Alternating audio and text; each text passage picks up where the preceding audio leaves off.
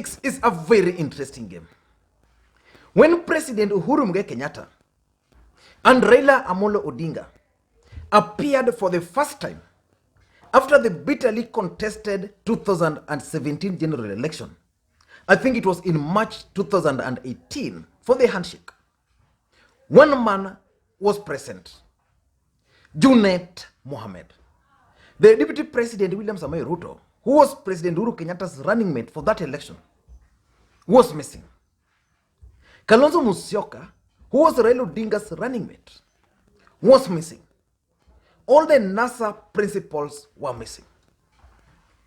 One man, Junet Mohamed, was with Raila Odinga and Uhuru Kenyatta on that particular day.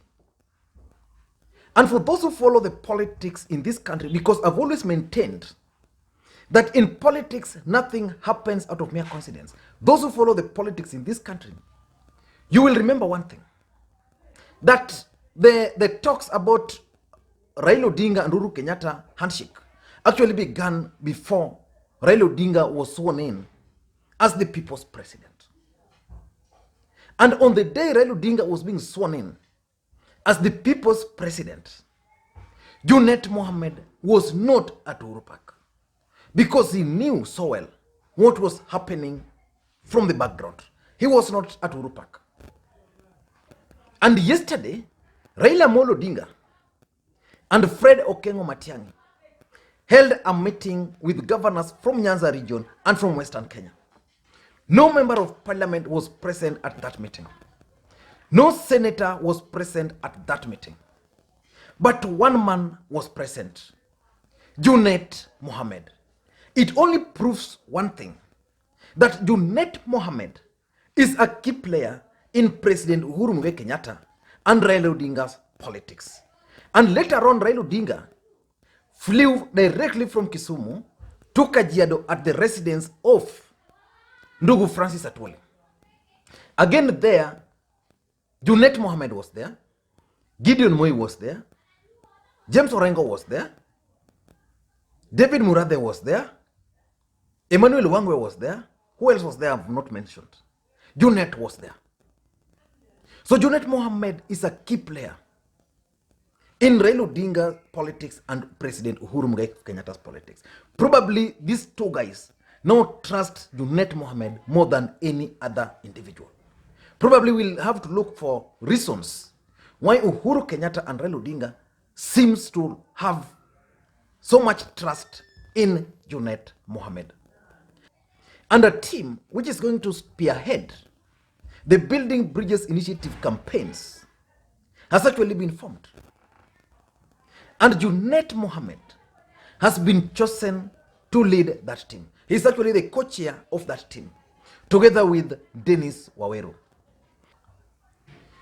Janet Ongera, the Kisii women representative, and Sarah Kilemi are going to head the referendum secretariat.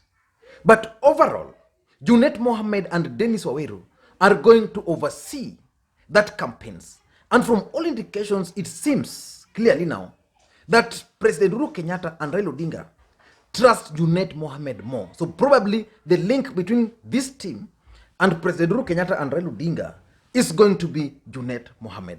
And if you've been following the politics of this country, there's one man William Ruto's allies have been attacking more than any other politician in this country. That man is Junet Mohamed. And if you follow the politics also of this country very closely, you'll realize that President Uhuru Kenyatta and Raila Odinga, from the onset, created a clear strategy on how to force the deputy president to either support the Building Bridges Initiative process or to oppose. And that's why when the deputy president William Samoei Ruto was talking about consensus, Raila Odinga and President Uhuru Kenyatta decided to escalate the process further.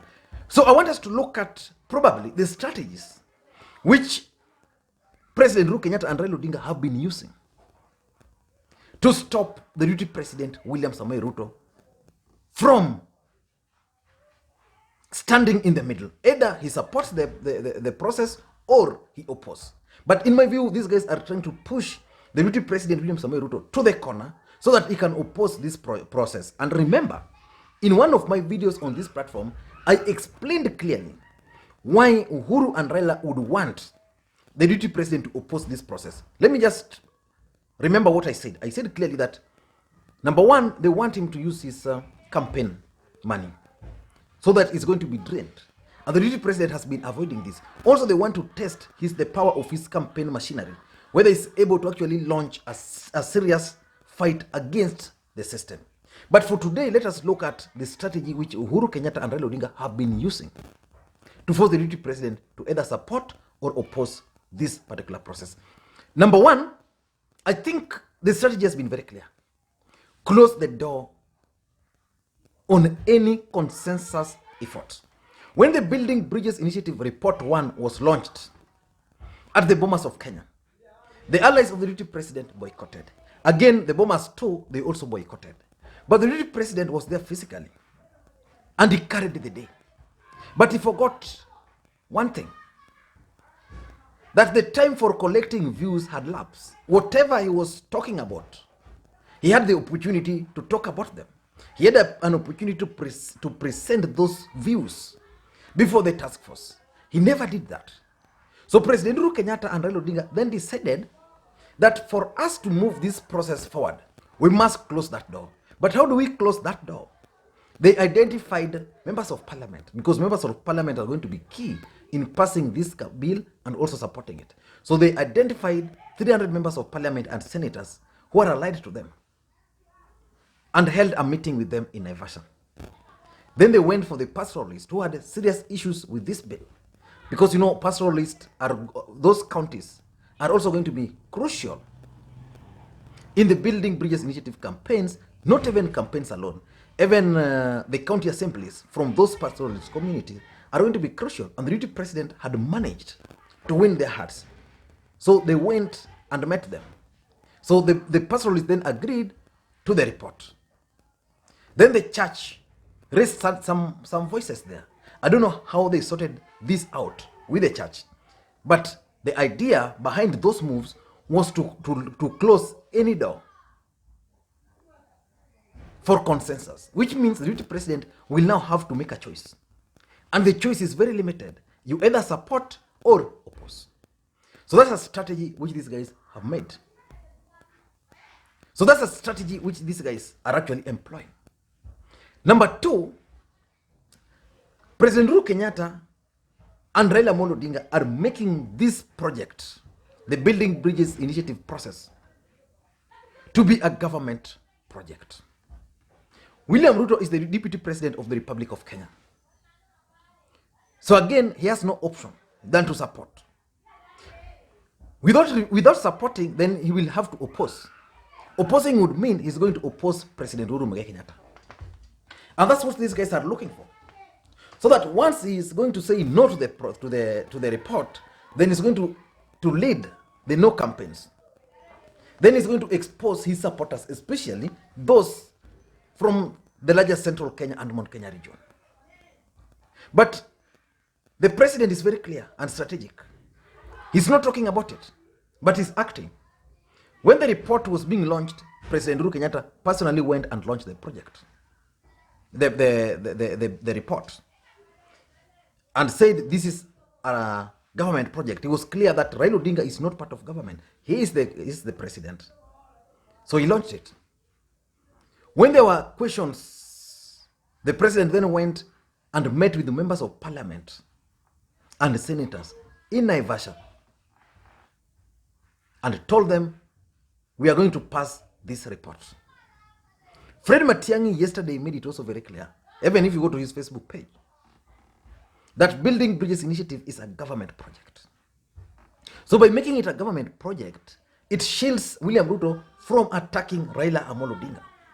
That's what his team has been trying to do. Just last week, I witnessed Kimani Ichung'wah and Moses Kuria blaming Raila Odinga for the Building Bridges Initiative process. That is Raila Odinga who is pushing it and not Uhuru Kenyatta. And Uhuru Kenyatta is trying to make it appear as a government project.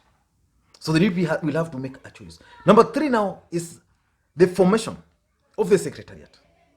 a secretariat has been formed, which is going to spearhead this campaign. In this secretariat, William Ruto's allies are nowhere. So they formed this secretariat without the input of the deputy president. So this is the appointment. So they have Junet Mohamed and Dennis Waweru as the co-chair. We know so well that Dennis Waweru has been one of the vocal voices supporting the handshake, who has been moving around the country telling Kenyans how the deputy president should actually resign. Dennis Waweru is a key player in Team Kileweke. Then you go to Junet Ongera. Junet Ongera is a key ally of Raila Odinga. I don't know much about Sarah Kilemi, but probably Sarah Kilemi is an ally of President Uhuru Kenyatta, because initially the people who were supposed to work in that secretariat as the joint head of secretariat was actually Nancy Gitau and Oduro Ngwen, another ally of Raila Odinga. Then Raila Odinga then decided, Uhuru and Raila decided to not to allow Oduro Ngwen and Nancy Gitau continue their roles, probably because of the ICC, I don't know. But the fact is, Sarah Kilemi and Junet Ongera are part of Raila Odinga's team. So Raila Odinga and Uhuru Kenyatta's team. So the deputy president and allies are not there. So how are they going to react to that? They are going to reject it. They are going to reject the team. But this team, from all indications, is just going to continue. And lastly, there has been sustained attempt to isolate the deputy president from the process, from the onset. Take, for example, the handshake. When it took place, the deputy president was just a messenger. And lastly, there's been effort to isolate the deputy president, William Samoei Ruto, from the Building Bridges Initiative process. But again, it's the deputy president. There's nothing you can do about that. Constitutionally, it's the deputy president. So when you have events in Bomas, then he has to be there. And as long as he's there, then he invites the president. He can even decide to go and witness the launch of signature collection, which is also designed to prove to everybody that the Building Bridges Initiative process is actually a government project. But there's been sustained effort to isolate the deputy president.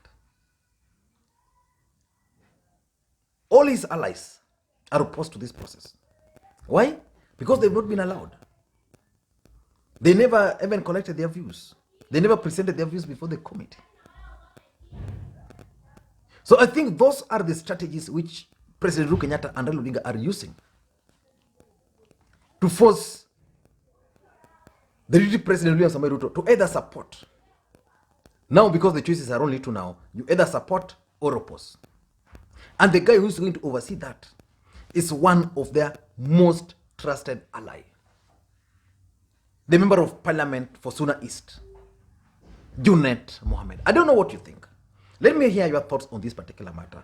And again, if you're watching this video for the first time, I want you to take a second or two and click subscribe button so that next time we produce a video like this. So that next time we produce a video like this, YouTube will automatically notify you. So please just take a second or two and click subscribe button. Thank you guys, and please may you have a good day.